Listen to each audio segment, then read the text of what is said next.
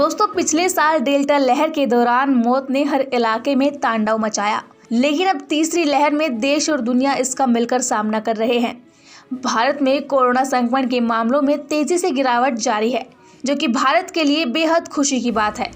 आलम यह है कि देश में बीते 24 घंटों के दौरान 14,000 से भी कम मरीज सामने आए। आपको बता दें कि देश में कोविड के 13,405 नए मामले दर्ज किए गए। हालांकि कोरोना से मौत का सिलसिला अभी भी जारी है, जिस पर अब लगाम लगती दिखाई दे रही है। जी हां, आपको बता दें कि पिछले 24 घंटों में कोरोना से 235 लोगों ने अपनी जान गंवा दी। वहीं अगर वैक्सीनेशन के आंकड़े की बात करते हैं तो ताज़ा अपडेट के मुताबिक पिछले 24 घंटों में 35,50,868 वैक्सीन डोज दिए गए और अब तक देश में कुल वैक्सीनेशन का आंकड़ा 175,83,27,441 हो गया है। उससे भी बड़ी खुशी की बात यह है कि भारत में कोरोना से ठीक होने वाले लोगों की दर 98% को पार कर गई है। लिहाजा आपको अभी भी सतर्क रहना है, क्योंकि आपकी सुरक्षा आपके हाथ में है। आज मैं आपको इस वीडियो में कोरोना से जुड़ी तमाम खबरों के बारे में बताने वाली हूँ, लिहाजा वीडियो को एंड तक देखिएगा। ओमिक्रॉन के सब वेरिएंट ने बढ़ाई चिंता। दोस्तों, भारत में कोरोना के मामले कम हो रहे हैं, लेकिन ओमिक्रॉन के सब वेरिएंट BA.2 ने चिंता को बढ़ा दिया है।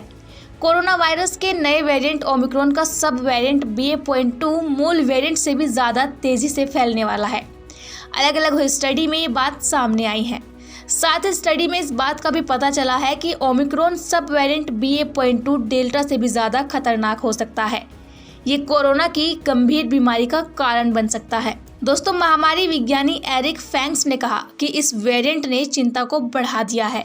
कोरोना वैक्सीन को लेकर सोशल मीडिया पर फैली अफवाहें। दोस्तों, कोरोना वैक्सीन को लेकर आए दिन सोशल मीडिया पर फैल रही अफवाहें यानी कि गलत सूचनाओं के कारण लोगों के बीच वैक्सीनेशन के लिए हिचकिचाहट बढ़ गई है। वैक्सीन लगवाने के फायदे और नुकसान को लेकर भी वैक्सीन की गलत छवि बनाई गई है। हाल ही में हुए एक अध्ययन में इस बात का दावा किया गया है। एक अध्ययन में बताया गया कि विश्व स्वास्थ्य संगठन ने वैक्सीन लगवाने को लेकर लोगों के मन में चल रही हिचकिचाहट को वैश्विक स्वास्थ्य के लिए सबसे बड़ा खतरा बताया है। टेक्निकल यूनिवर्सिटी ऑफ डेनमार्क के बार्के मानस्टेड ने कहा, वैक्सीन के समर्थक जब भी ट्विटर पर वैक्सीन के बारे में जानकारी साझा करते हुए समाचार मीडिया और विज्ञान संबंधित साइटों का हवाला देते हैं, तो हम देख सकते हैं कि टीकों का विरोध करने वाले लोगों से जुड़े प्रोफाइल्स उन यूट्यूब वीडियो और साइटों का लिंक ज़्यादा साझा करते हैं, जिन्हें फर्जी खबरें और साजिश वाली धारणाएं फैलाने के लिए जाना जाता है। जल्द ही शुरू होगा 12 से 18 आयु वर्ग का कोरोना टीकाकरण। दोस्तों, देश में बनी तीसरी स्वदेशी कोरोना वैक्सीन कोर्बेवैक्स के भी इमरजेंसी के यूज के लिए मंजूरी मिल गई है। इस वैक्सीन को हैदराबाद की फार्मास्यूटिकल कंपनी बायोलॉजिकल ई लिमिटेड ने तैयार किया है। खास बात यह है कि drugs controller general of India ने इस वैक्सीन की 12 से 18 साल तक की उम्र वाले बच्चों को लगाने की अनुमति दे दी है। इससे देश में 12 से 14 साल तक के बच्चों का वैक्सीनेशन भी जल्द होना शुरू हो जाएगा। फिलहाल देश में 15 से 18 साल तक की उम्र के बच्चों को भारत बायोटेक कंपनी की कोवैक्सीन लगाई जा रही है।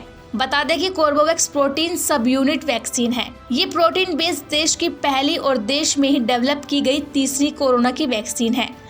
प्रोटीन सब यूनिट वैक्सीन का मतलब होता है कि ये पूरे वायरस के बजाय उसके एक हिस्से का इस्तेमाल कर इम्यून रिस्पॉन्स जनरेट करती है। कंपनी ने इस वैक्सीन के क्लिनिकल ट्रायल के दौरान 80% तक कारगर रहने का दावा किया है।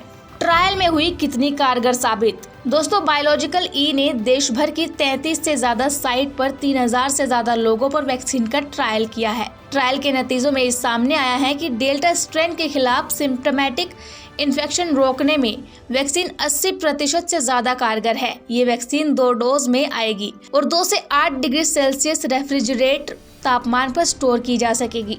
आपको बता दें कि इस वैक्सीन में कोरोना वायरस के ही एस प्रोटीन का इस्तेमाल हुआ है।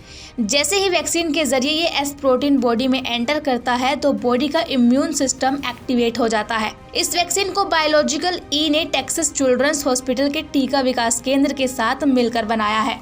क्या फिर से आ सकती है कोरोना जैसी एक और महामारी? दोस्तों, कोरोना महामारी का असर अब धीरे धीरे कम होता जा रहा है, लेकिन अभी भी ये पूरी दुनिया से खत्म नहीं हुआ। कई देशों में इसकी रफ्तार कम हो गई, लेकिन संकट अभी भी बना हुआ है।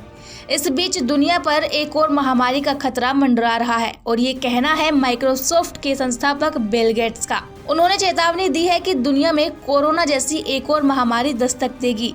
CNBC को दिए गए इंटरव्यू में बिल गेट्स ने कहा कि कोरोना परिवार के ही एक अलग सदस्य वायरस से कि भविष्य में एक और महामारी आ सकती है। हालांकि उन्होंने उम्मीद जताई है कि मेडिकल तकनीक में आई क्रांति की मदद से दुनिया इससे बेहतर तरीके से निपट सकती है। उन्होंने ये भी कहा कि इसके लिए हमें अभी से निवेश करना शुरू करना होगा।